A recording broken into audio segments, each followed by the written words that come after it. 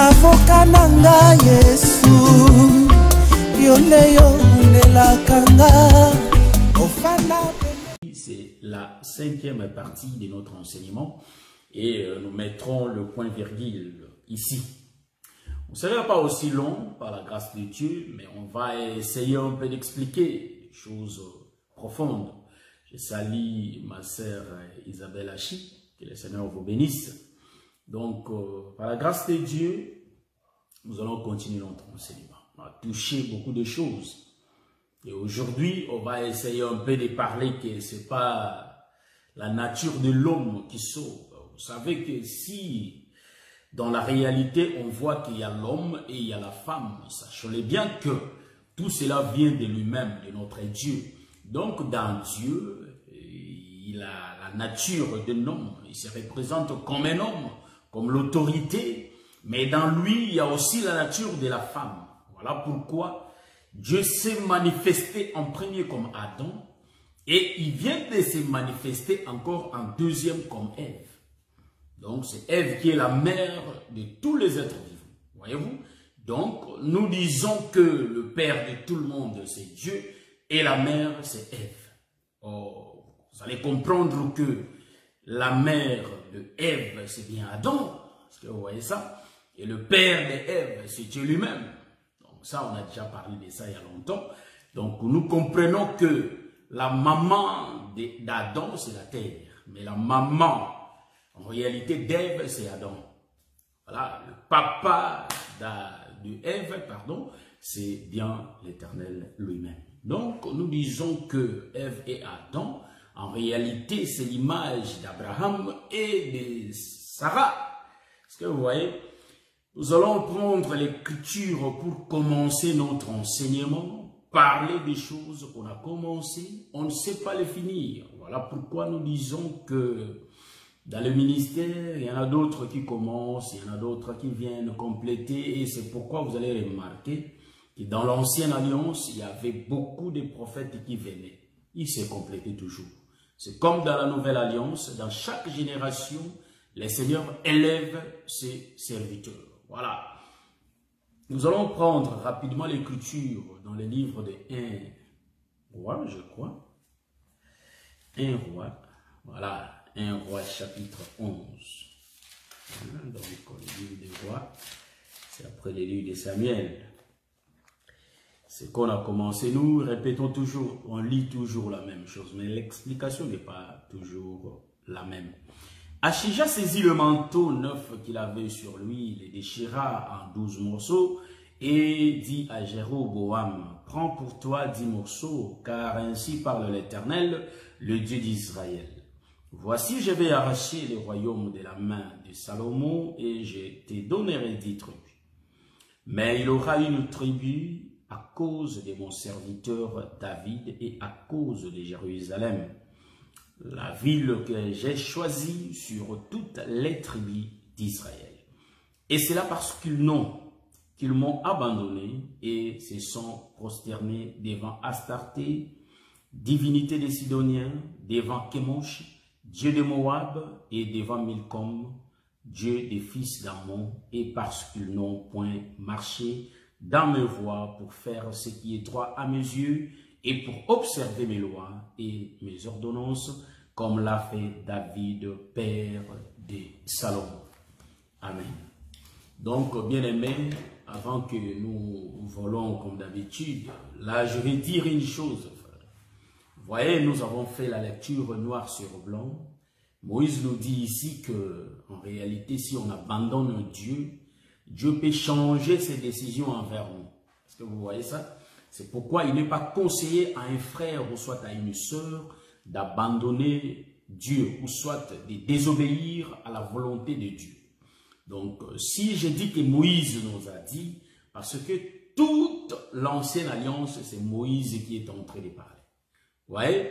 C'est pourquoi Jésus dit, il n'est pas écrit dans votre loi que nous sommes des dieux. Donc, c'était quelle loi? C'était le livre des psaumes. Voilà pourquoi nous disons que même le livre des psaumes, c'est la loi. Vous voyez?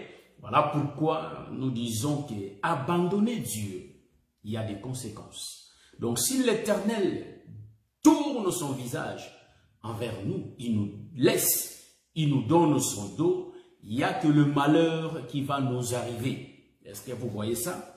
Je salue mon bien-aimé Islam Binoeta, mon bien-aimé Pichut Sibangu, ainsi que le bien-aimé Paï Serge Fiokolo Zelote. Et puis Paris, que le Seigneur vous bénisse.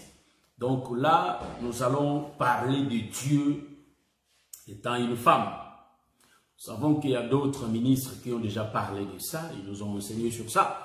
Nous allons frôler seulement, mais nous allons prendre d'autres versets pour essayer un peu d'expliquer, parce qu'on a commencé ça à notre 4e épisode, que l'homme ne peut pas sauver. On va démontrer aujourd'hui que l'homme, quand il descend, il ne sauve pas. C'est pourquoi, quand tu as une affaire avec un homme, il faut faire très attention, car les hommes ont beaucoup de force de faire des choses brutales. Est-ce que vous comprenez ce que j'ai dit? Donc nous allons le découvrir ici dans ce live. Que le Seigneur vous bénisse et nous commençons. Il y avait le prophète Achija qui était là comme l'ombre du Père qu'on a expliqué. Et on a essayé de toucher partout pour essayer un peu de voir, noir sur blanc et dans les Écritures, essayer de voir ce que le Seigneur a parlé pour Israël. Vous voyez, là, nous parlons que Dieu était venu en premier comme Moïse et il revient en deuxième comme Jésus. Vous voyez, tout cela, Dieu cherchait celui qui allait lui obéir, qui n'allait pas se détourner de sa parole. Voilà pourquoi tous les rois qui venaient après David, ils étaient toujours mesurés à David. Vous voyez, donc David était devenu l'unité des mesures pour Dieu. Vous voyez? Mais or, quand Dieu parle, il parle des choses prophétiques, mes frères. Comprenez que David qui devient l'unité des mesures, le véritable David, c'est le Seigneur Jésus-Christ. À cause de lui, le Seigneur, l'Éternel Dieu ne peut pas nous tuer. C'est à cause de David. Donc, le véritable David, c'est le Seigneur Jésus-Christ. Donc, vous voyez que Dieu a décidé de déchirer la royauté. Si c'était seulement pour Salomon, il allait laisser rien comme tribut à David. Mais à cause de David, Dieu décide de garder une tribu qui va obéir à la tribu de Juda. Parce que Juda, c'est le roi. Est-ce que vous voyez ça? La tribu là était la tribu de Benjamin. Vous voyez? Et maintenant, Dieu tourne de l'autre côté. Il donne les 10 tribus à Jéroboam. Ça, j'aime ça. Donc, Jéroboam, il part. Je prends Jéroboam. Parce que la fois dernière, on avait pris les 2 tribus. On a expliqué les 2 tribus. Aujourd'hui, je prends. Donc, les 10 tribus. Bon. Nous avons dit que les chiffres 10 expliquent que le chiffre 1, il n'y a rien qui change. Donc, Dieu a donné une seule tribu. Voilà, c'est ça. Une seule tribu à Israël, à Jéroboam qui avait une seule tribu.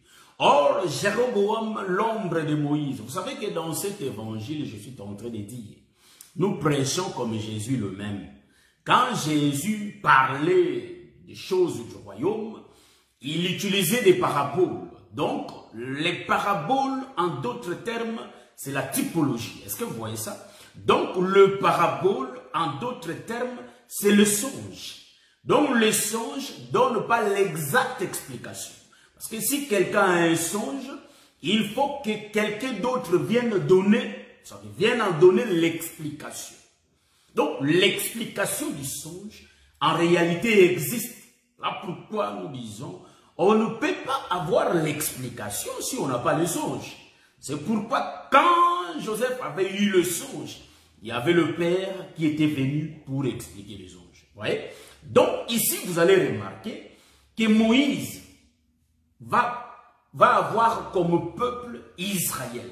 Or, Israël était composé de 12 tribus. Ça, c'est en grosso modo. Mais en réalité, selon notre autoroute, il faut me suivre bien comment je suis en train de marcher. Selon notre route ici, en réalité, Israël se compose de 10 tribus. Parce que dans la main de Jéroboam, on est en train de voir que cet homme de Jéroboam a reçu 10 peuples. Or, les 10 peuples, c'est représenté par rapport à la loi. Donc, en réalité, Israël était sous le main de Jéroboam, qui est l'ombre de Moïse. J'ai déjà dit ça, et je le répète. En réalité, quand Jéroboam va commencer à conduire Israël, nous voyons que c'est Moïse qui conduit Israël. Or, là où Moïse conduit Israël, il faut qu'il y ait la guerre. Est-ce que vous voyez ça?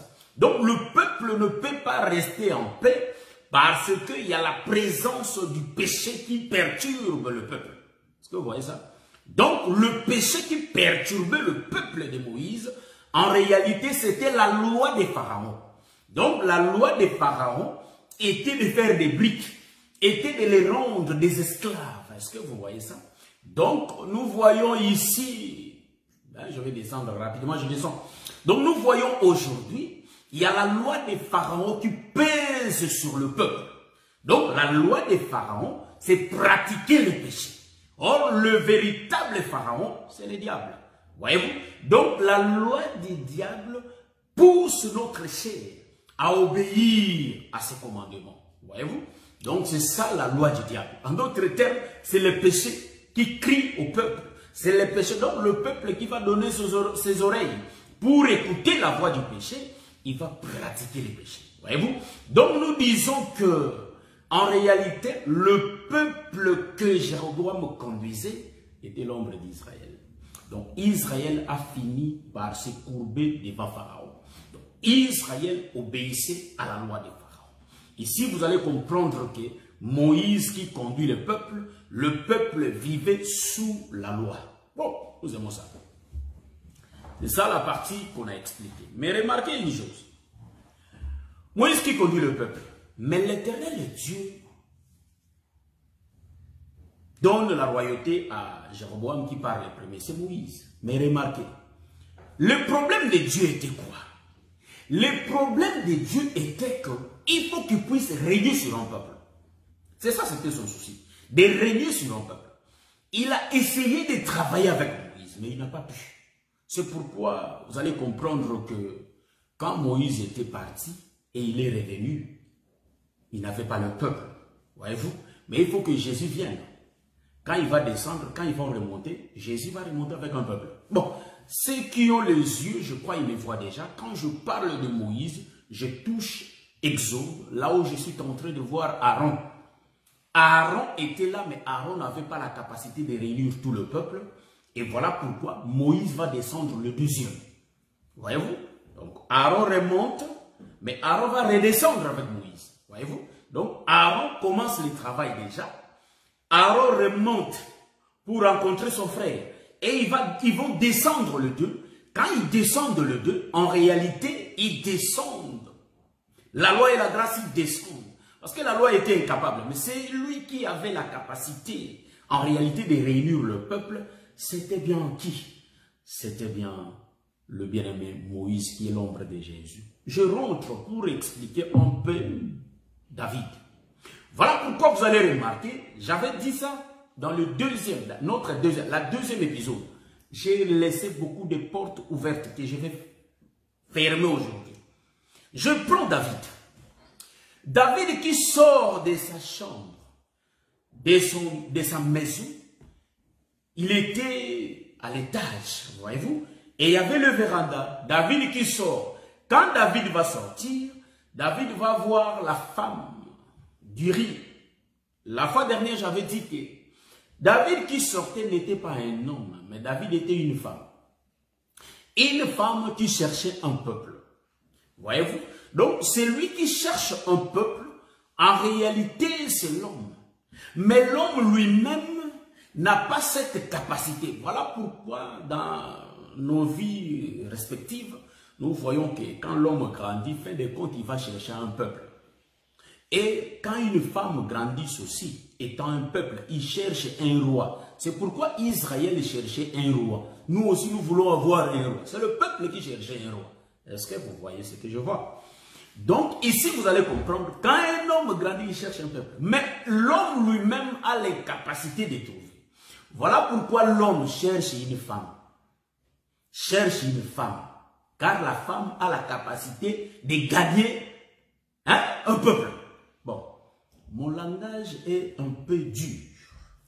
Vous allez dire comment une femme. La femme, c'est la parole, frère. Quand je dis un homme, c'est Dieu. La parole, c'est la parole qui sort pour aller chercher un peuple.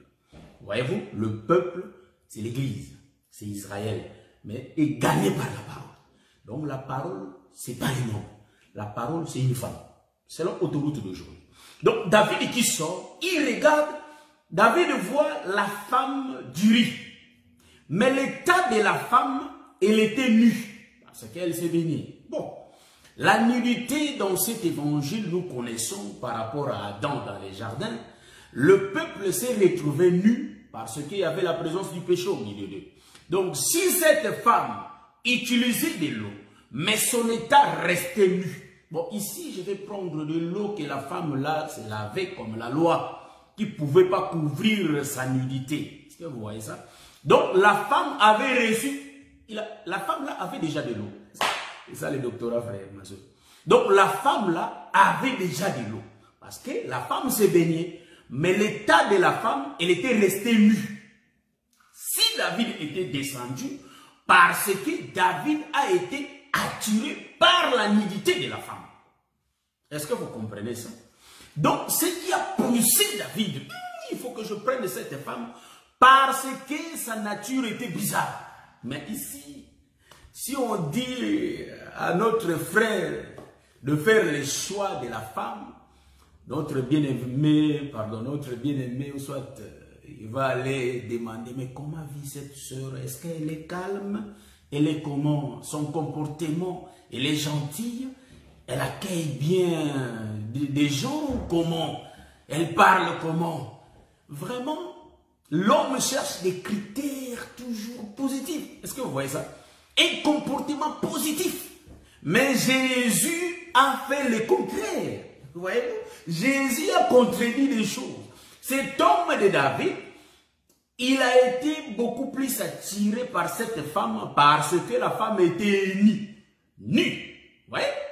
Donc la nudité de la femme a attiré l'homme. Est-ce que vous voyez ça? Je suis en train de parler des choses spirituelles ici. Hein? Ce n'est pas des choses charnelles. Donc suivez-moi attentivement. Cette femme qui s'est baignée déjà, la femme ne manquait pas de l'eau. L'eau sert à laver la saleté. Est-ce que vous voyez ça? La saleté est lavée par l'eau. Mais ici, la saleté ne couvrait pas la nudité de la femme du riz, Bathsheba. Est-ce que vous voyez ça? Nous rentrons dans les jardins pour expliquer cet effet. En réalité, nous disons que ce qui couvre la nudité, c'est les vêtements. Bon.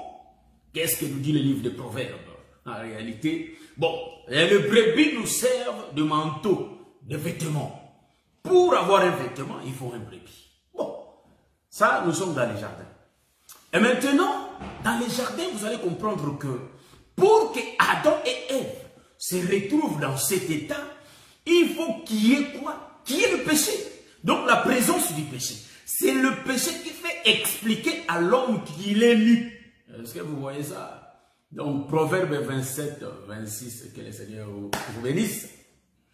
Voilà, je vais toucher un peu l'écran pour que je voie et même les gens qui m'écrivent. Voilà, supportez un peu.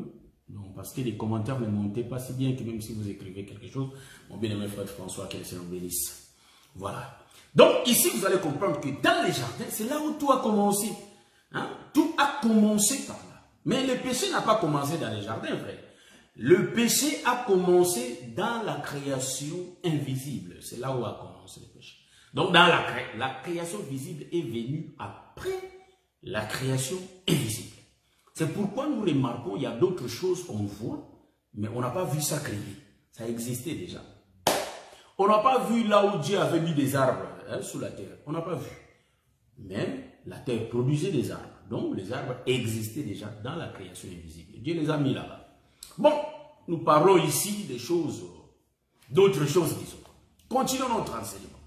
Dans les jardins, en réalité, nous allons voir que quand ils avaient péché, Dieu a envoyé, bon, ici, on n'a pas vu, mais il faut me comprendre. Dieu a envoyé les figuiers pour couvrir la nudité. Est-ce que vous voyez ça? Bon, ici, on n'a pas roulé ça comme ça, sur l'autoroute, mais nous roulons ça comme ça. Dieu a envoyé des figuiers. Donc, pour couvrir la nudité d'Adam et Ève, ils ont pris des feuilles, hein, pour se couvrir, des feuilles d'arbre. En d'autres termes, les filles. Ils ont couvert leur nudité, c'est-à-dire leur nudité. Mais en réalité, l'Écriture dit, c'est par la loi que j'ai connu le péché. Donc, si la transgression a été connue, c'est grâce à la loi. Donc, s'il n'y avait pas la loi, on n'allait pas les connaître. On n'allait pas les comprendre, ni les connaître. Nous disons que le fait que Adam et Ève sont servis en réalité d'avant, c'était quoi? C'était bien Moïse. Hein? Moïse. C'est pourquoi j'ai bien dit que là-bas, la femme d'Uri avait déjà de l'eau pour se baigner. Sauf que de l'eau là ne couvre pas sa nudité.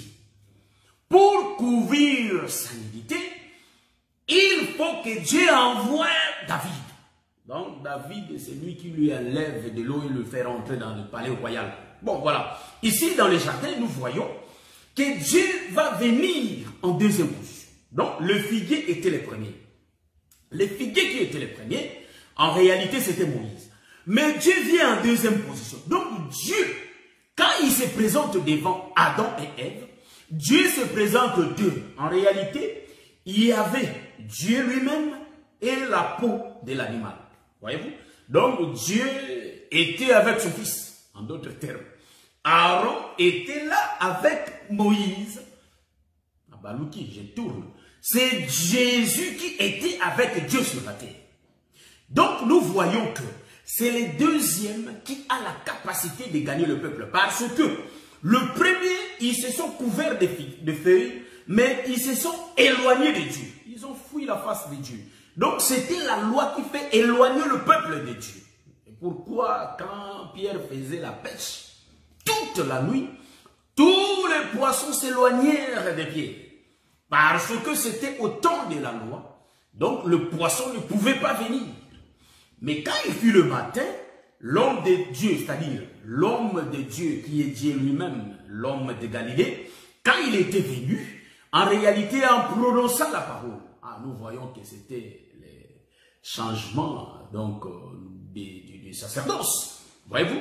Donc, c'était le temps du matin qui était fini et le temps de la grâce. En réalité, Pierre a jeté le filet et le filet était rempli de poissons. Donc, nous disons que le peuple s'est approché.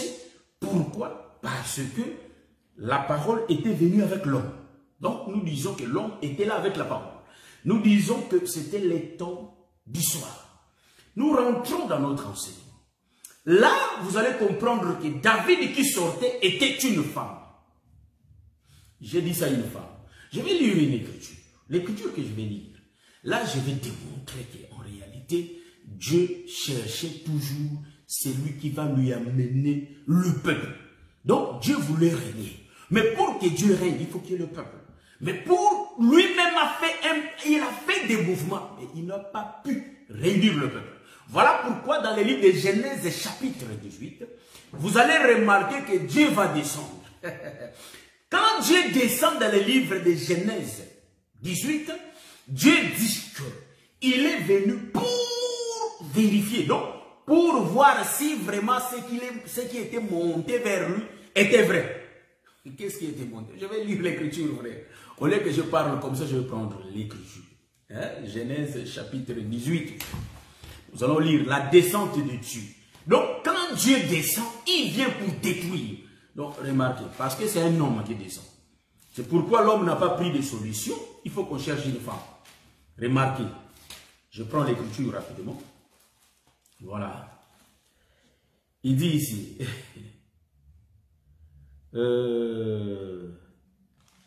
Genèse chapitre 18. je cherche l'écriture là. Bon. Je prends, voilà, je prends en réalité Genèse chapitre 17. Je crois que je vais les trouver hein, dans le livre de Genèse chapitre 17.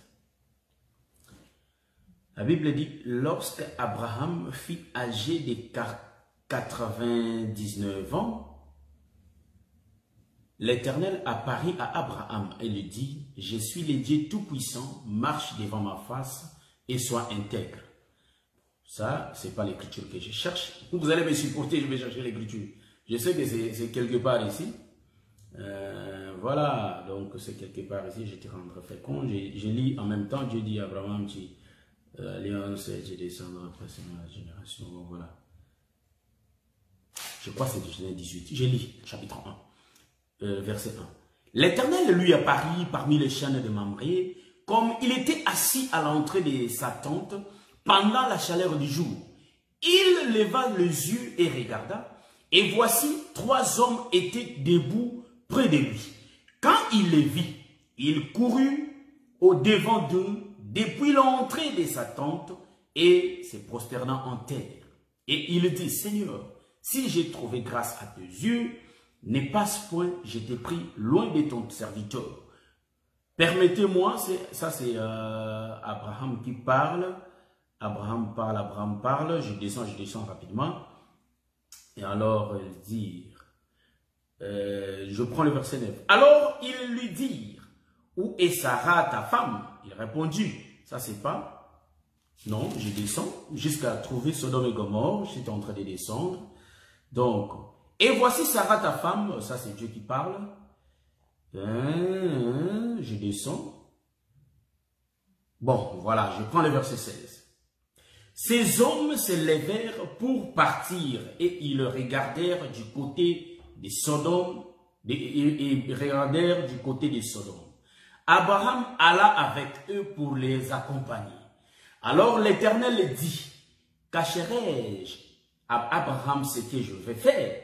Abraham deviendra certainement une nation grande et puissante, et en lui seront bénies toutes les nations de la terre. Car je l'ai choisi afin qu'il ordonne à ses fils et à sa maison, après lui de garder la voie de l'Éternel en pratiquant la droiture et la justice, ainsi que l'Éternel accomplisse en faveur d'Abraham les promesses qu'il lui a promis. Et l'Éternel dit, bon voilà, c'est ça les versets que j'ai cherché. J'ai beaucoup cherché, mais c'est ça les versets 20. Et l'Éternel dit, les cris contre Sodome et Gomorrhe s'est accru, et leur péché est énorme. C'est pourquoi je vais descendre, et je verrai s'ils ont agi entièrement, selon le bruit venu jusqu'à moi, et si cela n'est pas, je les saurai. Les hommes s'éloignèrent et allèrent vers Sodome, mais Abraham s'était encore en présence de l'Éternel. Ah, voilà. Quand l'Éternel était descendu, il est descendu juste pour voir, pour regarder si les cris du péché, les cris là du péché, les péchés qui criaient vers Dieu, si cela était vrai ou pas. Bon, là, nous disons, est-ce que Dieu vraiment est Dieu? Hein? Si c'est là. Vous savez que Dieu a l'habitude de tourner dans les Écritures. Dieu a l'habitude de faire ses études, donc c'est phase. Donc Dieu aime trop faire des détours. Il est Dieu, il le sait, mais quand il parle, il prend un autre langage. Donc ici, vous allez comprendre que Dieu est descendu parce qu'il avait entendu les cris. Donc quand toi tu pêches, si moi je pêche, les péchés crient vers Dieu. Pourquoi j'avais dit ça en avance? Donc il y a des péchés qui crient vers Dieu. Dieu comprend directement que cet homme ne marche plus avec moi. Cet homme marche en déroute. Donc il s'est dérouté du droit chemin. Voyez-vous? L'homme était descendu pour détruire. Est-ce que vous voyez ça? Mais tandis que quand David était descendu, David voit la femme d'Uri, Bathsheba. En réalité, il voit Bathsheba, mais David avait des projets sur Bathsheba. Voyez-vous? Donc il faut qu'il puisse prendre Bathsheba et la ramener dans le palais royal. Voyez-vous? Mais tandis que cet homme, quand il est descendu, Dieu, il descend dans sa colère. Nous disons que Dieu là qui était descendu, il est descendu pour voir si la chose est vraie, pour détruire Sodome et Gomorrhe. Est-ce que vous voyez ça? Donc, Sodome et Gomorrhe sera détruit à cause du péché. Donc, nous disons que Dieu qui détruit Sodome et Gomorrhe, c'est Dieu qui détruit le peuple au temps de la loi. Voyez-vous? Donc, c'est ça, c'était Dieu fait. Mais remarquez une chose. L'Éternel reste avec Abraham. Ils sont en train de parler. Vous savez que partout, même partout, là où le peuple se réunisse, il y a toujours les enfants de Dieu qui sont là. Voyez-vous? Donc vous allez voir que même chez beaucoup des organisations de la religion, en réalité, il y a toujours les enfants de Dieu. Mais Dieu fait d'abord la mission, il fait d'abord le mouvement de faire sortir son peuple avant de détruire. Voilà pourquoi nous serons enlevés d'abord. Est-ce que vous voyez ça? Le peuple de Dieu seront d'abord enlevés. Donc, Dieu fait que répéter ce qui était passé. Bon, non, j'entre pas dedans. Je vais continuer mon explication. En réalité, ici, vous allez comprendre que Dieu qui descend le premier, c'était la loi qui était descendue. Mais la loi ne pouvait pas sauver. Donc, Dieu cherchait un peuple qui pouvait lui adorer. Donc, Dieu ne trouvait pas. Mais Dieu dit que bon, ma nature d'homme, en réalité, ne gagne pas. Parce que l'homme, vous savez que quand il y a les combats, c'est l'homme qui sort. C'est pourquoi, quand il y a eu combat entre Israël et le pays des Philistins, en réalité, il y avait Goliath qui était sorti. C'est Goliath qui terrorisait les enfants d'Israël. Goliath qui tuait le peuple. Goliath qui détruisait parce qu'il était un homme. Mais il fallait chercher encore un autre homme dans le camp d'Israël. Vous voyez, l'homme qu'on a pu chercher était bien. Hein? Ça j'aime. Hein? Vous savez que l'évangile, nous aimons l'évangile éternel car ça donne la précision, l'exactitude. C'est pourquoi j'ai bien dit que ici, il n'y a pas que nous prêchons ça comme ça. Parce que la révélation, c'est le vent. Ça vient de tous les côtés. Voyez-vous? Donc, il suffit que ça ait le soubassement des Écritures. Quand il y a l'Écriture qui appuie cela, nous disons Amen à la révélation. Vous voyez? Donc, nous disons que quand bien même que Israël avait le roi était au milieu d'eux. Israël, il avait le roi. Il était au milieu d'eux. Mais le problème d'Israël, il n'arrivait pas à battre Goliath. Vous voyez? Donc, il n'arrivait pas à battre Goliath. Bon, ça, je vais expliquer ça dans les jardins. Nous allons retourner un peu dans les jardins. Expliquer le mouvement, la guerre de Goliath avec Israël. Bon, voilà. Vous savez que quand Goliath, c'est le diable. Vous voyez? Bon, là, vous m'avez déjà vu. Vous voyez? J'aime ça qu'on puisse comprendre comme ça. Donc, les diables dans les jardins, c'est Goliath. Goliath connaissant bien la loi de l'Éternel, parce que c'est Dieu qui l'avait suscité. La Bible dit que Goliath, c'est Dieu qui l'avait suscité. Il connaissait la loi de Dieu. Donc, les diables, c'est Dieu qui l'avait créé. Les diables connaissaient la loi de Dieu. Nous rentrons dans les jardins. Donc, dans les jardins, ici, vous allez comprendre, mes frères, mes soeurs, vous allez comprendre que dans les jardins, en réalité, cet homme des diables était là avec Ève, qui est le peuple d'Israël. Ève avait un roi avec lui. En tout cas, les rois Saül étaient avec Ève. Les rois Saül étaient qui? Était Adam. Adam dans les jardins. Donc, Adam qui était là, en réalité, c'était bien lui Saül. Il était là. Mais on est en train de terroriser le peuple. Il n'y a personne qui pouvait parler. Donc, jusqu'à ce que l'Éternel va venir. Donc, c'est David qui vient. Hein? Donc, Saül était là. Mais Israël ne pouvait pas se tenir devant, en réalité, devant le Philistin parce qu'il y avait la présence de Goliath. Nous disons que, bien-aimé, dans toutes tes faiblesses, il faut appeler David dans ta vie. Or, le véritable David, c'est le Seigneur Jésus-Christ. Quand le péché se présente, l'épreuve se présente devant toi, ou soit que tu tombes, ou soit que tu réussisses, il faut appeler celui qui est l'homme. Or, le véritable homme, c'est David. Le véritable homme, c'est le Seigneur Jésus-Christ. Devant les épreuves, il faut avoir l'attitude de prière. Il faut prier parce que aucune preuve sera au-dessus de nous. Voyez-vous, dit l'Écriture. Donc, en réalité, dans les jardins, nous voyons le combat de Goliath. Donc, là-bas, Adam ne pouvait rien faire. Parce que la Bible dit qu'Adam était à côté de la femme. Mais la femme tombe, Adam ne fait rien. Même lui-même aussi entre dans ça. C'est pourquoi vous allez voir que Saül avait peur. Voyez-vous, Saül dit, c'est un homme de guerre. Quand il voit la taille de Goliath, Saül avait peur. Mais Saül ne pouvait pas sauver le peuple. Voilà pourquoi nous disons que c'était bien Saül qui est l'ombre de la loi. La loi au milieu des enfants de Dieu, mais la loi ne pouvait pas sauver le peuple. Mais il faut que la grâce vienne. Or, l'homme de la grâce, c'est l'homme qui vient bien après.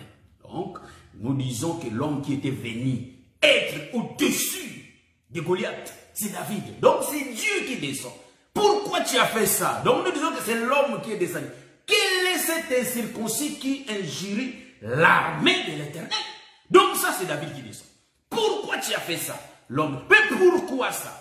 Mais, voyez-vous, donc quand David descend, David trouve que, mais au milieu de vous, est-ce qu'il n'y a pas vraiment un homme? Saül était là, le roi. Donc c'était l'homme, parce que le roi c'est un homme. Le roi, on adorait le roi. Voyez-vous, on courbait devant le roi. Donc c'est lui qui est l'homme. C'est pourquoi Sarah comprenait ces choses, que Abraham était le roi. Voilà pourquoi Sarah adorait Abraham, appelait Abraham son Seigneur. Bon, adorer, c'est une façon de dire, vous voyez. Donc, appeler son homme son Seigneur, voyez-vous. Car Abraham était le roi. C'est de lui qu'est sorti toutes choses. C'est de lui est sorti toutes choses. Vous voyez. Donc, quand David descend, David y part. Donc, c'est l'homme qui est cet incirconcis qui injurie l'armée de l'Éternel. Voyez-vous. Donc, David étant un homme, c'est lui qui était venu mettre la fin à l'homme dangereux qui menaçait Israël. En d'autres termes, c'est lui qui était venu mettre la fin, c'était l'Éternel lui-même qui était descendu. Voyez-vous? Donc, l'Éternel qui descend, c'est l'homme de David, dans les jardins. Voyez-vous? Donc, pour rentrer, nous allons expliquer que quand l'homme descend dans le livre de Genèse, chapitre 18, l'homme vient détruire Sodome et Gomorrhe. Mais nous voyons David qui descend, mais David va garder le peuple. Oh, pourquoi je dis que j'aime les Écritures? Bon, nous allons essayer un peu de lire les Écritures pour découvrir un peu la femme là qui descend, qui est le Seigneur Jésus-Christ. Nous le disons déjà d'avance, qui est le Seigneur Jésus-Christ, mais qui est là pour réunir le peuple. Vous voyez? Donc Jésus va réunir le peuple. Ah, ça j'aime ça. Jésus va réunir le peuple. Bon, nous allons prendre l'Écriture. Or, quand la femme descend, étant une mère, nous disons que la réunion des femmes attracte les gens, donc attire le peuple. Voyez-vous? Donc la réunion des femmes. Ah, ça j'aime. J'aime ça, frère, j'aime ça. Parce que quand les femmes se réunissent, frère, c'est pour attirer le peuple. C'est pourquoi vous allez voir que toutes les femmes étaient passées. Les femmes étaient passées. Pourquoi j'ai dit, je vais retourner là où j'ai laissé la fenêtre ouverte. Je vais retourner là pour prendre ça que c'était la parole comme une femme qui réunit le peuple. Voyez-vous, la parole comme une femme qui prend le peuple et qui les réunit. Donc voilà, c'est ça la parole. Car l'homme lui-même, vous voyez, ne peut pas le faire. C'est pourquoi même Dieu, pour créer, il a utilisé la femme pour créer. Suivez mon autoroute, frère. La parole, c'est le Fils qui vient dans le Père. Donc, la parole, c'est les entrailles du Père. C'est-à-dire, les entrailles du Père, c'est le Fils. Vous voyez? Donc, le livre de Jean dit que la parole, c'est le Fils. C'est pourquoi, quand nous rentrons, nous allons voir que tout a été créé par lui. Donc, nous disons que la parole vit dans les Pères. Ça, c'est avant le commencement, voyez-vous. Donc, la parole qui sort, qui crée. Donc, la parole qui sort, c'est le soleil qui sort de sa chambre. Est-ce que vous voyez ça? Qui va faire le parcours. Le soleil qui sort, c'est le Fils. Vous voyez? Donc la chambre ne peut pas sortir. Mais la chambre ne marche pas. Mais c'est le soleil qui sort de sa chambre. Donc qui sort de l'éternité. C'était le soleil qui sort pour parcourir, pour aller chercher une femme. Voyez-vous? Mais en réalité, ici, vous allez me voir dans l'écriture que je vais prendre. Je vais parler que cette femme va utiliser une méthode pour attirer le peuple. Donc, je prends les livres des Juges, chapitre. Bon, je crois que nous allons prendre les livres des Juges. Donc, Juges, chapitre 16. Juges, chapitre 16, le verset, je crois, 15. Voilà, je prends les livres des Juges. Le verset 15, si je ne me trompe pas. Chapitre 16, le verset 15. Ça, c'est pas ça l'écriture, frère. Je cherche. Je lis le livre des Juges, chapitre 16, le verset 3. Samson demeura couché jusqu'à minuit. Vers minuit, il se leva et il saisit les battants de la porte de la ville et les deux poteaux, j'aime ça, et les deux poteaux les arracha avec la barre, les mit sur ses épaules et les porta sur le sommet de la montagne qui est en face d'Hébron. Voilà, bon, ça j'ai aimé l'écriture. Je reprends l'écriture. Juges chapitre 16, le verset 3. Ça c'est le songe, on va en donner l'explication. Samson demeura couché jusqu'à minuit. Donc toute la journée, Samson dormait, il dormait. Jusqu'à minuit. Samson demeura couché jusqu'à minuit. Vers minuit, il se leva. Et il saisit les battants de la porte de la ville et les deux poteaux, les arracha avec la barre, les mit sur ses épaules. Il a mis quoi sur ses épaules? Deux poteaux. Voilà. Et les porta sur le sommet de la montagne qui est en face d'Hébron. Et les porta sur le qui est en face d'Hébron. Je dis Amen. Bon, je cherche encore une écriture. Je ne sais pas, je prends les livres de Genèse. Genèse, pour qu'on ait je prends, c'est pas Genèse, je prends Deutéronome. Deutéronome, je crois, chapitre 31. Ça fait longtemps que je lis l'écriture, mais je crois que ça existe. Pour voir qu'on prépare, pas on vient comme ça, on commence à parler. Donc, c'est où l'écriture? Deutéronome 31, mais ça peut être quelque part. Je vais chercher. Bon. Voilà, donc là où le Seigneur dit qu'il a amené Israël comme un aigle, vous voyez, j'ai vu ça. Deutéronome chapitre 32, le verset 11, nous lisons au nom de Jésus. Pareil à l'aigle qui éveille sa couvée, voltige sur ses petits, déploie ses ailes, le prend, les porte sur ses plumes. Verset 12. L'Éternel seul a conduit son peuple et il n'y avait avec lui aucun Dieu étranger. Je reprends l'écriture. Pareil à l'aigle qui éveille sa couvée, voltige sur ses petits, déploie ses ailes, le prend,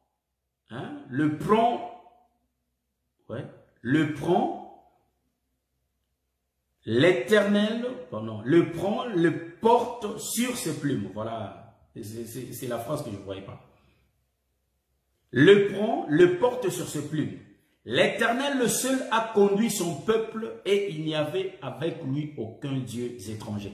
Je vais faire marier les deux versets. Vous savez que dans l'évangile éternel, on a la capacité de faire marier même les deux écritures.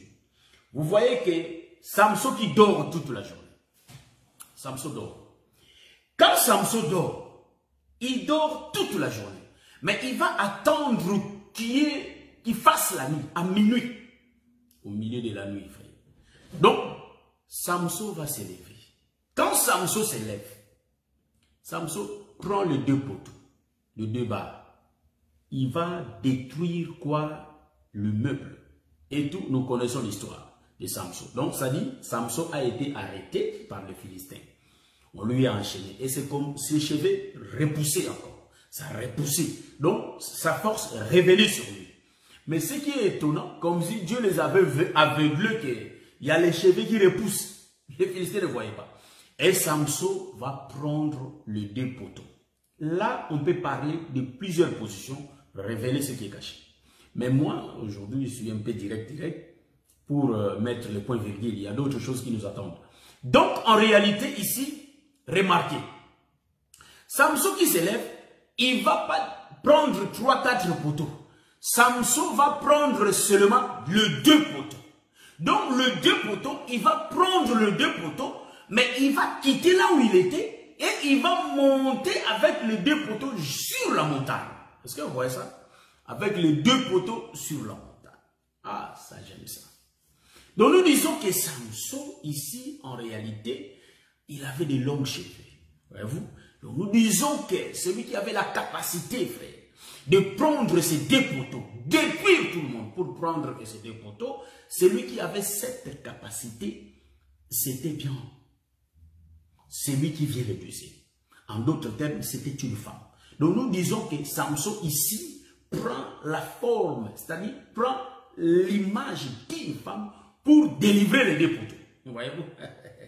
Pour délivrer les 2 poteaux. Donc, les 2 poteaux soutenaient la maison de Philistins.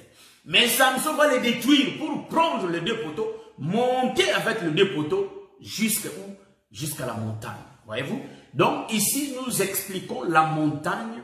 En réalité, c'est Samson qui était venu de la montagne, était descendu vers le Philistin et Samson va remonter. Mais quand Samson va remonter, il va monter avec ses 2 piquets, ses 2 poteaux. Or, le 2 poteaux explique les 2 peuples.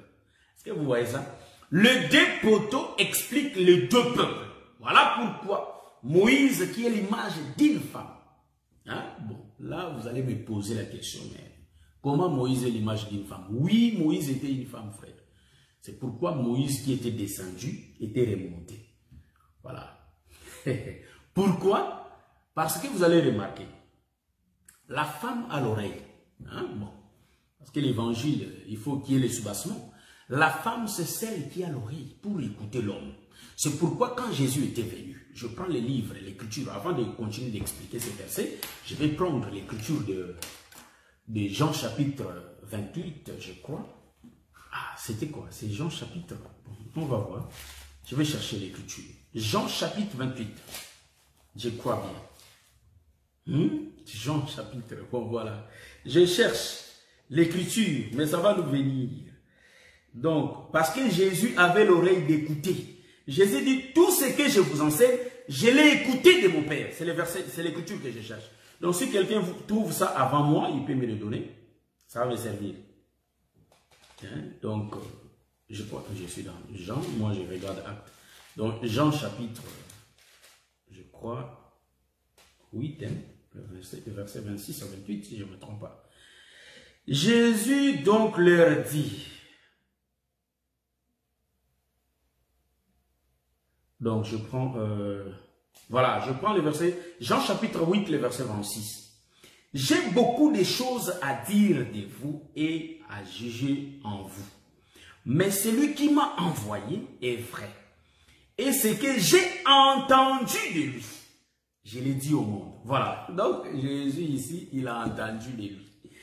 Celui qui lui avait envoyé, ce que Jésus disait, il a entendu de cet homme qui lui a envoyé. Donc, Jésus était, hein, ici, il avait l'image d'un ministre.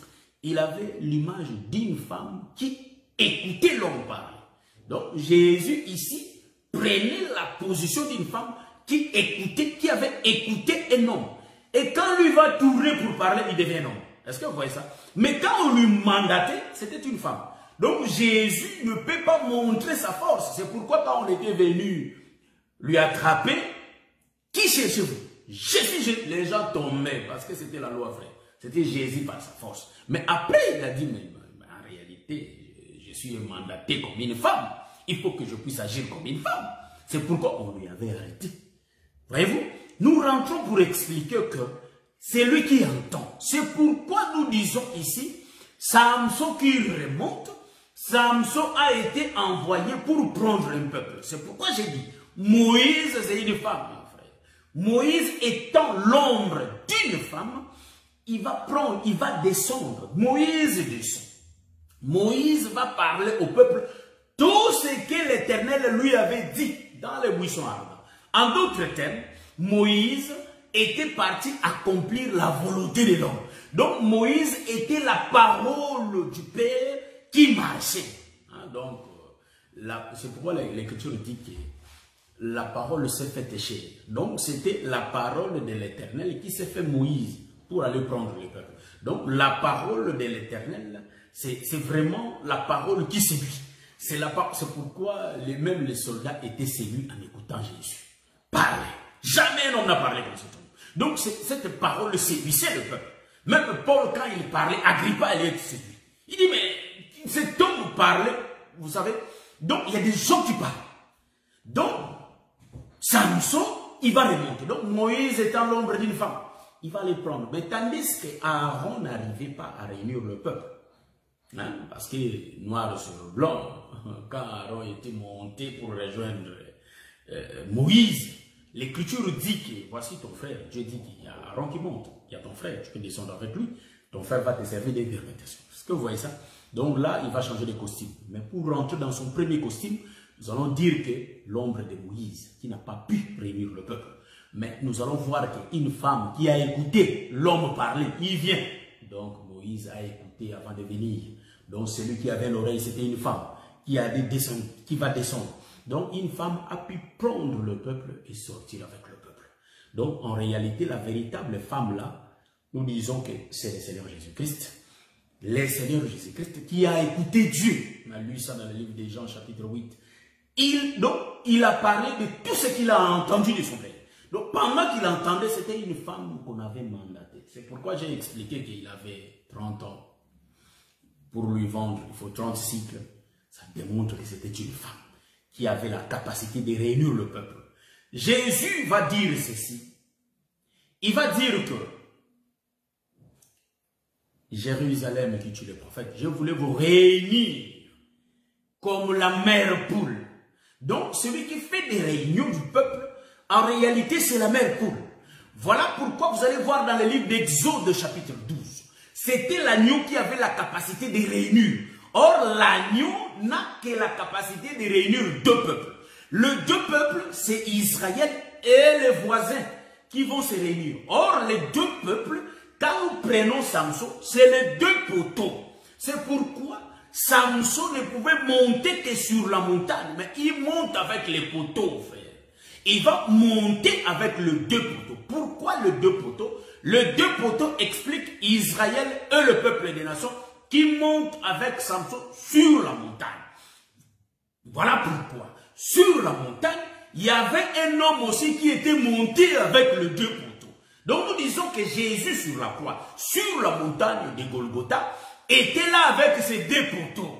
Est-ce que vous voyez ce que je suis en train de dire? Les deux poteaux, vous savez que si quelqu'un est sur la montagne, il va avoir que les deux poteaux. Vous voyez? Jésus au milieu, il y avait ces deux poteaux à côté. Donc le brigand et le voleur là, en réalité, c'était les deux poteaux, les deux autres croix. C'était les deux peuples qui étaient avec Samson sur la croix. Voyez-vous? Donc le mouvement que Samson avait fait, en réalité, c'était les mouvements qui étaient passés déjà en temps de Samson. Bon, je vais prendre encore une photo. Je prends la photo, donc je prends l'image, l'ombre. Je prends l'ombre de Moïse, de Josué. Voyez-vous? Donc Josué, en réalité, il va prier. Il y aura la guerre. Le soleil s'arrête. Hein? Il ne faut pas que je puisse confondre l'histoire. Voilà. Je vais prendre l'écriture là rapidement.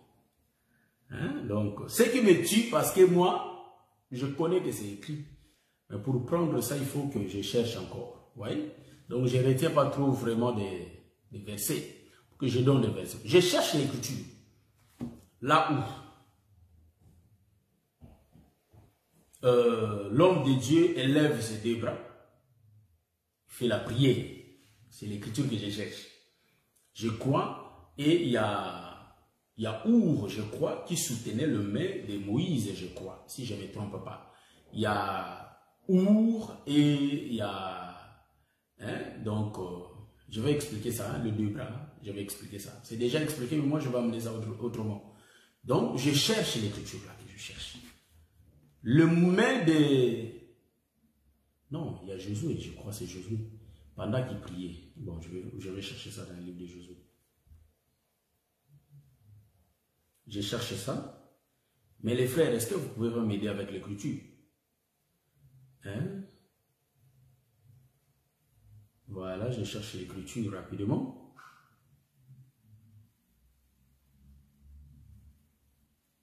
Voilà, je cherche. Je vois, il n'y a personne qui me donne l'écriture. Donc, moi, je cherche. Soutenez les mains. Je vais chercher l'écriture. Donc, je vais chercher Exode chapitre 17. Bon, c'était Moïse, hein, frère. Exode chapitre 17, le verset 12. Donc, c'est l'écriture que j'ai cherchée. Je vais lire ça rapidement et continuer l'explication. Voilà. Exode, nous prenons le livre d'Exode, chapitre 17, le verset 12. Hein, je lis ça rapidement. Bon, je lis rapidement. Le main de Moïse étant fatigué, ils prirent une pierre qu'ils placèrent sous lui et il s'assit dessus. Aaron et Hur, donc j'avais raison, j'allais dire, mais sauf que j'hésitais. Aaron et Hur soutenaient sa main, l'un de côté et l'autre de l'autre, et ses mains restèrent fermes jusqu'au coucher du soleil. Ça j'aime. Donc, Moïse, c'est l'homme de Dieu sur la montagne. L'homme de Dieu va soulever ses mains. Mais ses mains vont être fatiguées. Il pose d'abord le fondement. Est-ce que vous voyez ça? C'est des pierres. Les mains de Moïse sont posées sur le fondement. Pourquoi le deux mains? Le deux mains de Moïse, en réalité, explique les deux poteaux de Samson. Explique le deux croix à côté de Jésus. Donc Moïse est le même, c'est le véritable homme crucifié, lui-même étant l'ombre de Jésus, mais en réalité, Moïse sera soutenu. Par quoi? Par des pierres. Voilà pourquoi l'Écriture dit que la pierre qu'ont rejeté ceux qui baptisaient. En réalité, le bras de Moïse pouvait être soutenu que par la parole, qui sont de pierre. Voilà pourquoi vous allez remarquer que il faut que les hommes viennent tenir ce main. Oh, Our et Aaron sont les deux peuples. Est-ce que vous voyez ça? Sont les deux peuples qui mangent dans Exode chapitre 12. Donc il y a Israël et le peuple des nations. Est-ce que vous voyez ce que je suis en train de voir? Est-ce que vous remarquez ça? Donc nous avons dit que, étant l'ombre de la femme, c'est elle qui a la capacité de réunir. Parce que l'écriture, voilà. Dans le livre de Josué aussi, je vais prendre l'écriture de Josué, frère. Hein? Josué chapitre 5, 13. Parce que l'écriture nous dit que c'est la mère poule qui réunit. Voyez-vous? Donc c'était l'agneau qui réunissait le peuple. L'homme vient lui-même, il n'arrive pas à réunir le peuple. Mais c'est la femme qui vient le deuxième. Est-ce que vous voyez ça? J'ai dit que Dieu s'est servi de sa parole. Hein, sa parole. Bon, je vais prendre Josué chapitre 5 de voir l'écriture que notre frère nous a donnée. Le bien-aimé frère François. Josué chapitre 5, le verset 13. Nous lisons au nom de Jésus, Josué chapitre 5. Hein, si je ne me trompe pas, je crois que c'est Josué chapitre 5. Hein, donc, le verset 13. Voilà. Comme Josué était près de Jéricho, il leva les yeux et regarda. Voici un homme se tenait debout devant lui. Son épée nue dans la main, il alla vers lui et lui dit, es-tu de nôtres ou de nos ennemis? Bon, l'écriture ici aussi est beaucoup expliquée. Je lis le verset 14. Il répondit, non, mais je suis le chef de l'armée de l'Éternel. J'arrive maintenant. Josué tomba le visage contre terre, se prosterna et lui dit, qu'est-ce que mon Seigneur dit à son serviteur? Donc, le chef d'armée, en réalité, c'était l'Éternel. Donc, c'est pas ça l'écriture qu'on cherchait. L'écriture que moi j'ai cherché, que le Seigneur bénisse notre bien-aimé, l'écriture que j'ai cherché, c'était bien les livres de Exode 17-12. Voyez-vous? Donc là où les deux poteaux se sont tenus debout, c'est ce que Samson est monté avec sur la montagne. La montagne, c'est la maison de Dieu. La montagne, c'est le ciel. Donc nous disons que, en réalité, Jésus sur la croix était dans la maison du Père. Donc Jésus va se retrouver dans la maison du Père qui est Golgotha, sur la montagne. Voyez-vous, tout le peuple sur la terre. Mais il était avec le 2. Donc le 2 représentait le peuple. Bon, ici vous allez me dire que non, il y a un qui était sauvé, l'autre. Nous ne sommes pas dans cette autoroute-là parce que, à la fin des comptes, Israël et le peuple des nations seront sauvés. Est-ce que vous voyez ça? C'est seulement un problème de temps. Mais l'autoroute que nous sommes en train de marcher avec, cela parle de deux poteaux. Les deux poteaux-là, nous disons que ce que Samson a pu faire, il a attendu au milieu de la nuit. C'est pourquoi la journée, il ne pouvait pas sauver, frère. Est-ce que vous savez ça? Bon, les jours à 12 heures, selon la comptabilité des hommes de Rome, 24 heures. Donc il dit qu'à minuit, c'est le début de la journée, frère. Mais il fait noir, hein? Est-ce que vous remarquez ça? Excusez-moi, frère. Est-ce que vous remarquez ça? Donc nous disons qu'il faut qu'il y ait des ténèbres. C'est pourquoi, pour sauver, pourquoi il faut qu'il y ait des ténèbres? Il va attendre au milieu de la nuit. Donc au milieu de la nuit, à minuit, l'écriture dit à minuit, Samson, pouf, il détruit, il prend. Donc nous disons que, en réalité, si nous rentrons, nous allons voir que Moïse avait détruit pendant la nuit, frère. Est-ce que vous voyez ça? Moïse, quand il détruisait, c'était la nuit, c'était la loi, vous voyez? Donc c'était les 10 plaies. Les 10 plaies, c'était la guerre sur la croix. Est-ce que vous voyez ça? Donc les 10, pour qu'ils puissent sortir avec le peuple, il faut qu'il y ait le combat, il faut qu'il y ait les 10 plaies. Voyez-vous? Moïse qui transformait l'eau en sang. Moïse qui faisait venir les sauterelles. Moïse, c'était 10 frères qui représentaient la loi. Est-ce que vous voyez ça? Donc nous sommes en train de rentrer pour expliquer les deux poteaux. Donc vous allez comprendre que le deux bras que notre prophète Moïse a levé représentaient les deux poteaux de Samson. Mais après vous allez comprendre que ces deux bras étaient posés sur des pierres. Hein? Il a posé ça sur des pierres. J'ai expliqué, des pierres sont rien d'autre que la parole, que lui-même l'homme de Galilée, la parole, la pierre qu'on rejetait ceux qui bâtissaient, est devenue la pierre angulaire. Donc la pierre qui tombait sans laisser cours d'aucune main, la pierre qui tombait là, en réalité cette pierre-là, c'est la pierre qui a soutenu le peuple. Voyez-vous, pour être sauvé, il faut que nous soyons soutenus sur la pierre.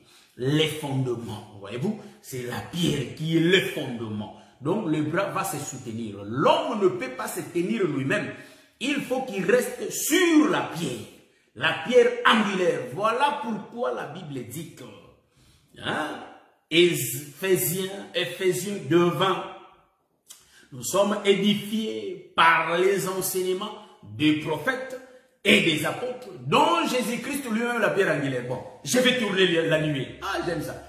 L'écriture d'Éphésiens nous a donné la direction, une autre direction. Pour dire quoi? Pour dire que, vous savez que les deux bras là aussi expliquent le prophète et les apôtres, qui sont, c'est-à-dire leurs enseignements sont fondés sur la pierre angulaire. Est-ce que vous voyez ça? Et les enseignements des apôtres sur la pierre. Et les enseignements des prophètes sur la pierre.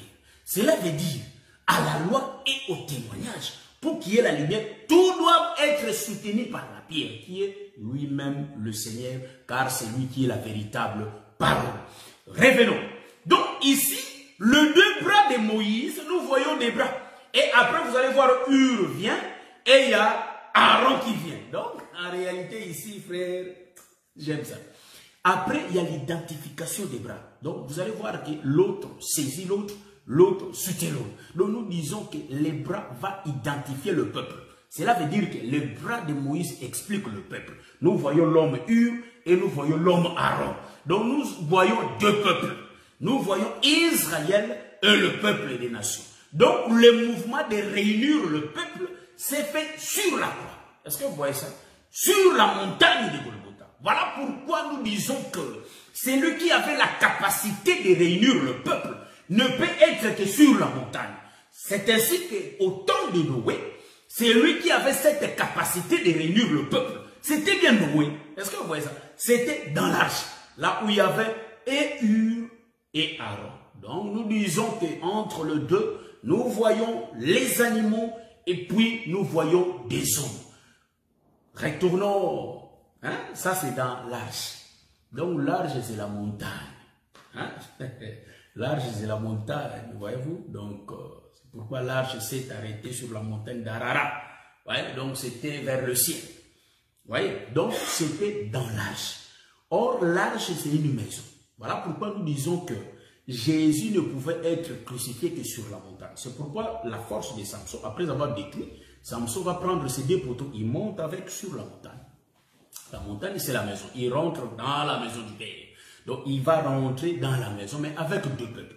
Les deux poteaux qui expliquent les deux peuples. Vous voyez? Donc, nous avons vu ça dans Moïse, nous avons vu ça dans la maison d'Exode chapitre 12, nous avons vu ça sur la croix de Golgotha, là où Jésus avait la capacité de réunir les hommes. Mais remarquez, quand on a cherché Jésus, il a dit, c'est moi. Les gens étaient tombés. Nous disons que c'était l'homme. Mais quand il a porté la nature de la femme, c'est là où le voltige a eu la capacité, en réalité, de réunir le peuple. Voilà pourquoi je vais marier ça avec l'écriture que j'ai lue, que c'est le grand aigle, c'était Dieu lui-même. Donc Dieu lui-même a quitté le ciel, était descendu en Égypte, il a pris un peuple et il a volé avec le peuple. C'est pourquoi nous disons qu'Israël ne marchait pas, frère. Hein? Dieu volait avec Israël. Voyez? Donc si nous écoutons la parole de Dieu, nous sommes en train de faire la marche. Nous ne marchons pas, frère, mais nous sommes en train de voler, frère. Voyez-vous? Donc Israël était monté dans l'avion. Donc l'avion qu'Israël était monté, c'était bien l'aigle. Donc c'était Dieu lui-même. Donc ça, c'était les parler. Donc nous disons que c'est Dieu lui-même qui a conduit Israël. Il a fait quitter Israël depuis l'Égypte et il lui a conduit jusqu'à Canaan. Voyez-vous? Donc, bien aimé, remarquez que Dieu, pour sauver, prend la nature d'une femme. C'est ainsi que, naturellement ici, quand il y a quelque chose qui se passe, vous voyez, on dit que est-ce que tu n'as pas un cœur d'une mère? Voyez-vous? Donc, la mère, c'est elle qui reste avec le petit. C'est pourquoi Jésus, étant une mère, c'est lui qui avait la capacité de réunir le peuple. Est-ce que vous voyez ça? Que le Seigneur vous bénisse. Je crois que par la grâce de Dieu, le problème de Dieu, il détruit le peuple qui n'obéit pas à sa parole. Vous voyez? C'est pourquoi nous, étant les enfants de Dieu, il faut que nous obéissons à la parole de Dieu. Vous voyez? Donc, si moi, l'homme de Dieu, je viens, je commence à calomnier, il faut me remettre. Me dire que non, ça c'est un péché, frère. Tu veux que moi aussi j'aille à la perdition? Non, la Bible nous interdit ça. Donc, il ne faut pas que nous trouvions ça normal. Il ne faut pas que nous trouvions ça normal. Les enfants de Dieu parlent le mal de leurs frères. C'est diabolique. Voilà pourquoi nous aussi, étant dans la doctrine, obéissons à cette parole. Il ne faut pas que nous ayons ces comportements, cette habitude de faire du mal aux autres. Ça, c'est diabolique. Vous voyez? Donc, c'est pas sain. C'est pas les comportements des enfants de Dieu. C'est pourquoi au milieu des apôtres, il n'y avait pas de bruit. Que Pierre avait dit ça à Jacques. Jacques avait dit ça à Barthélemy. Ça, c'est diabolique. Ce sont des choses qui ne se passent pas au milieu des enfants de Dieu. Ayons cette facilité de changer nos comportements. Et un frère ne fait pas du mal à sa soeur. Vous voyez? Un frère ne détruit pas sa soeur. Vous voyez? C'est pourquoi, bien aimé, ayons ce comportement de bien marcher, de se faire du bien les uns les autres. C'est ça l'amour du Seigneur. Ouais, toi tu sais que tu ne vas pas marier la soeur, mais pourquoi tu la cherches? Pourquoi? Pourquoi? Hein? Pourquoi? Diabolique, satanique. Vous voyez, donc nous nous disons que Un chrétien, c'est celui qui marche comme Christ. David a bien vu que cette femme, il faut que je la change de nature. Elle vit dans le péché. Mais la femme là avait déjà l'eau. L'eau qui signifiait Moïse. Il avait déjà la loi, mais la loi ne pouvait pas sauver le peuple. C'est pourquoi la femme a enfoncé dans le mal. Parce qu'il y a la loi, il avait l'eau, la parole. Elle avait l'eau, la parole. Voyez-vous? C'est pourquoi il y avait l'homme de David qui était venu. Vous voyez? Donc David qui vient, c'est la nature d'une femme. Oh, mais pourquoi elle souffre? Je vais la prendre. Voyez-vous? Donc, nous disons qu'un homme aussi, quand tu vois ta soeur, tu veux faire la route avec la soeur. Pas, je suis dans la doctrine, je descends maintenant. Parle avec ta soeur. Soutiens ta soeur. Je vis aucune place dans la Bible là où Abraham torture Sarah. Voyez-vous? Abraham n'a jamais torturé Sarah. Et il ne faut pas dire que dans cet évangile, on ne s'amuse pas. Hein. Lisons bien la Bible. Chez Abimelech, qu'est-ce que Abraham faisait avec Sarah? Ils jouaient ensemble. Des frères et des sœurs. Mais voyez-vous que... Bon, moi, je témoigne que ce que j'ai vu. Si je n'ai pas vu, je ne témoigne pas. En tout cas, moi, j'ai été 2 semaines. Je rends les témoignages que moi, j'ai vécu. Si j'ai vécu cela, je rends témoignage. Si je n'ai pas vécu, je ne peux pas mentir, frère. C'est diabolique. J'ai été au Canada. J'ai observé les comportements de notre docteur Adela avec sa femme. Moi, j'étais là. La loi était venue dans leur maison, mais ils ne savaient pas. La loi était là. La loi, regarde. Moi, c'est la loi, frère. Excusez. Donc, je suis en train de parler. Moi, je les observais. Est-ce qu'ils vivent bien? Est-ce que c'est ce qu'ils nous prêchent? Ils les pratiquent. Voyez-vous? Donc, il faut qu'on ait des témoignages vivants. Il ne faut pas qu'on marche dans l'hypocrisie. Est-ce que vous voyez ça? Vous prêchez d'autres choses et vous faites d'autres choses. J'ai observé les frères. J'ai dit, mais... Ah bon. Si je dis ça comme ça, vous allez dire, ah, parce que vous vous entendez bien. Mais non. J'ai dit que si cet homme ne mérite pas le royaume, en tout cas... Mais comme si ce sont des frères, comme si c'est des amis, comme si c'est l'homme et la femme. Je dis, oh, ça c'est bien ça. Voyez-vous? Donc pour moi, je ne peux pas témoigner de mon couple. Il faut que quelqu'un d'autre les témoigne. Son propre témoignage n'a pas d'efficacité. Voyez-vous? Mais nous disons dans cet évangile, quelqu'un qui marche avec cet évangile. Mais ta femme, tu ne peux pas la traiter comme je ne sais pas qui. Voyez-vous? 2 semaines. Même si on se cache des comportements, j'ai été là 2 semaines. On sort le matin avec le docteur. On rentre 23 avec lui. Je sors avec lui. Mais non, j'étais avec sa femme. Donc je dis qu'il vivait bien. Il vivait bien. Donc je dis que les frères qui se marient, si tu vois ma soeur, si tu ne veux pas de la soeur, laisse-la tranquille. Il ne faut pas prendre la soeur et puis tu commences à maltraiter la soeur. Non, non, ça ne se fait pas. Et puis la soeur, l'homme te cherche. Il te cherche de mon cœur. Reste bien avec ton homme. Il ne faut pas aller copier les comportements des païens. Amener dans la maison. Parce que c'est l'homme aussi qui arrange bien la maison. Donc s'il y avait l'ambiance dans la maison de mon bien-aimé là-bas, parce que la femme a donné aussi de l'ambiance, donné la bonne humeur. Donc l'homme même lui-même, il est incapable d'aller sortir beaucoup parce qu'il faut qu'il reste chez sa femme. Voyez-vous? Donc, ça, si cela est l'exemple de tout le saint partout dans le monde, nous aurons un bon témoignage, frère. Même aux côtés des sœurs arrangées. Voyez-vous? Donc, moi, j'ai témoigné ce que j'ai vécu. Si je n'ai pas vécu, je ne peux pas témoigner. Donc, pour mon frère au Canada, ils vivent bien. Que le Seigneur leur bénisse. L'ambiance côté de la femme, l'ambiance côté de l'homme, ils vivent bien. Donc, nous aussi, vivions bien. Pour moi, il y a les autres qui vont témoigner. Donc, j'ai dit que le bien-aimé frère, le bien-aimé sœur, restez bien dans vos mariages. Si le Seigneur vous donne un homme, c'est l'homme de votre vie que le Seigneur a donné.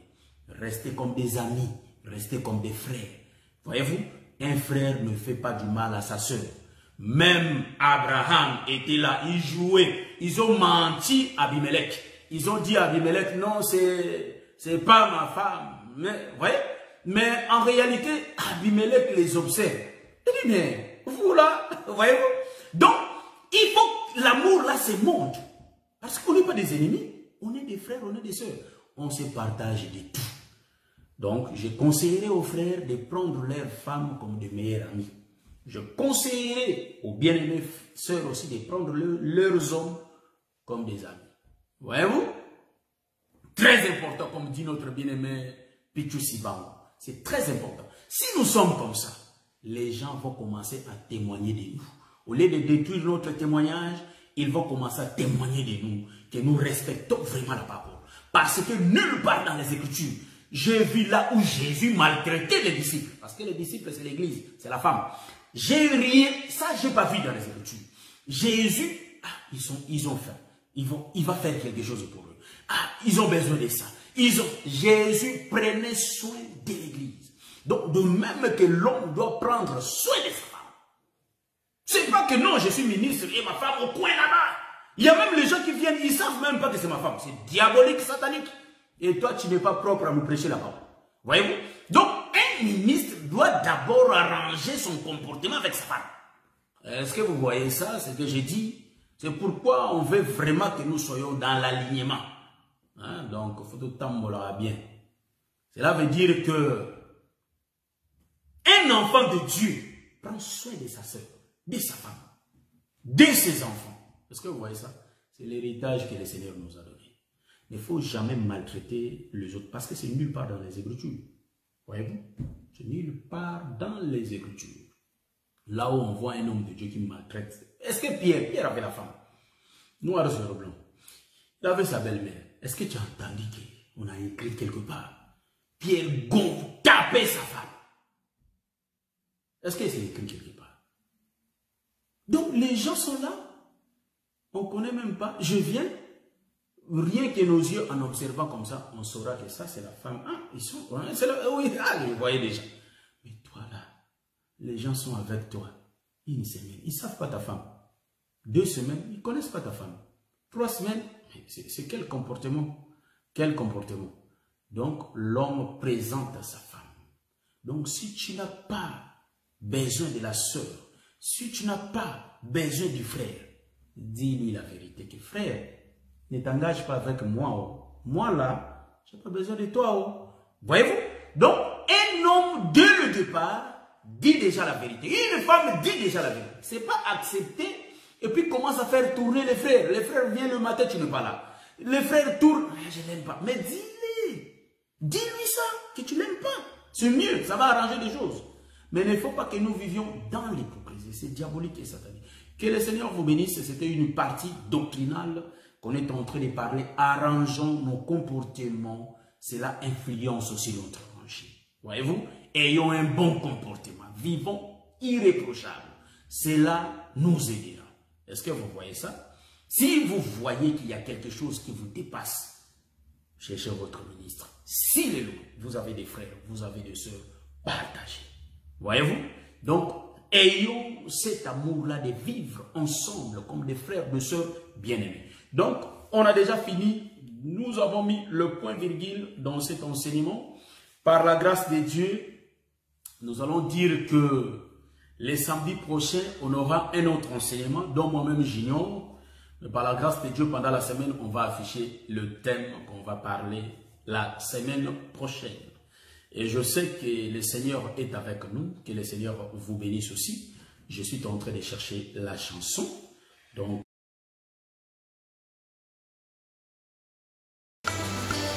merci Jésus, merci Jésus.